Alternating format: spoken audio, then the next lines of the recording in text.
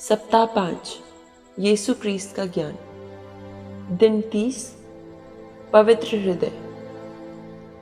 अनंत प्यार जो स्वयं ईश्वर का अस्तित्व है, शाश्वत और चिरस्थायी, जिसने स्वर्ग और पृथ्वी की रचना की, जो युगों से पहले विद्यमान था और सभी नश्वर चीज़ों के समाप्त हो जाने पर भी हमेशा बना रहेगा, ने शरीर धारण कर मनुष्य का रूप लिया और जिसके मानवीय हृदय और आत्मा में वो अवर्णनीय प्यार समाया हुआ था।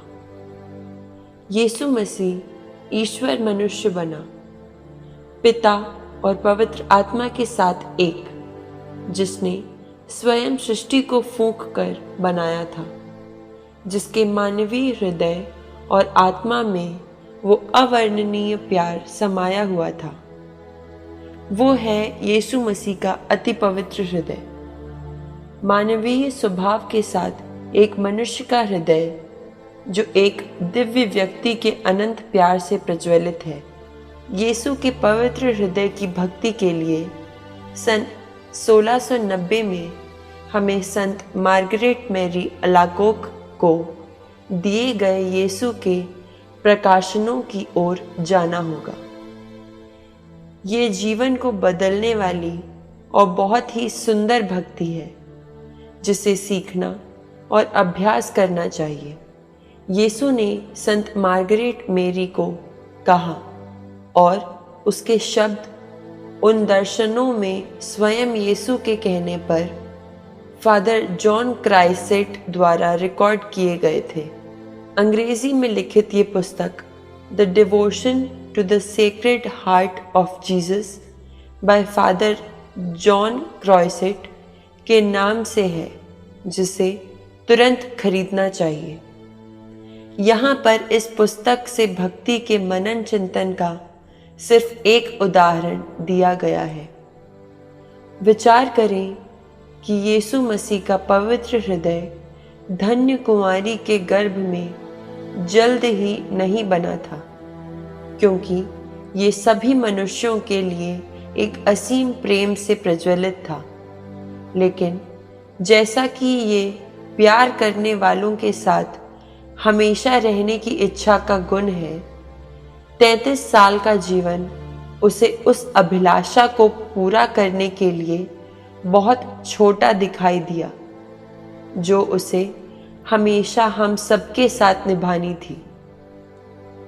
सभी इच्छाओं में महानतम इस इच्छा की पूर्ति के लिए उसे सभी चमत्कारों में महानतम चमत्कार को करना था। पवित्र हृदय उसके प्रेम को प्राप्त करने में किसी भी सीमाओं को नहीं रख सकता था। प्रेमी उद्धारकर्ता ने कहा, मेरे शिष्यों, दुखी मत हो। यदि मुझे तुमको छोड़कर स्वर्ग में जाना है, मेरा हृदय उससे भी अधिक तुम्हारे साथ रहना चाहता है, जितना तुम मेरे साथ रहना चाहते हो। और जब तक इस धरती पर मनुष्य है, मैं संसार के अंत तक सदा उनके साथ रहूंगा। हमारे मानव स्वभाव के साथ स्वयं को पहनने के लिए परमेश्वर के पुत्र को प्रेरित करने वाले सभी उद्देश्य समाप्त हो गए थे। छुटकारे का काम पूरा हो चुका था। ये हमेशा हमारे साथ रहने की उत्कट अभिलाषा थी, जिसने उन्हें इस नित्य चमत्कार करने के लिए प्रेरित किया। उन सभी चमत्कारों का उन्मूलन जिनके द्वारा उनके असीम प्रेम ने उन्हें हमसे अलग होने में सक्षम नहीं होने की स्थिति में डाल दिया। यीशु अपने पिता के पास उठा लिए गए। वो प्रतिदिन इस धरती पर अदृश्य रूप से क्यों लौटते हैं? क्या ऐसा इसलिए नहीं है क्योंकि वो खुद को मनुष्यों से अलग नहीं कर सकता है और क्योंकि उनके साथ रहने में उनकी खुशी है? क्या हम कभी सोच सकते हैं कि यीशु मसीह हमें इतनी अधिकता से प्यार करेंगे?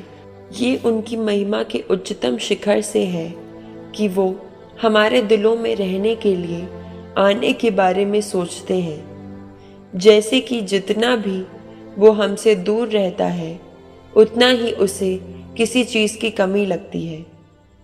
ये इच्छा बहुत तीव्र होनी चाहिए ताकि ये स्वर्ग में भी बनी रहे, जहाँ सभी इच्छाएं पूर्ण हो जाती हैं।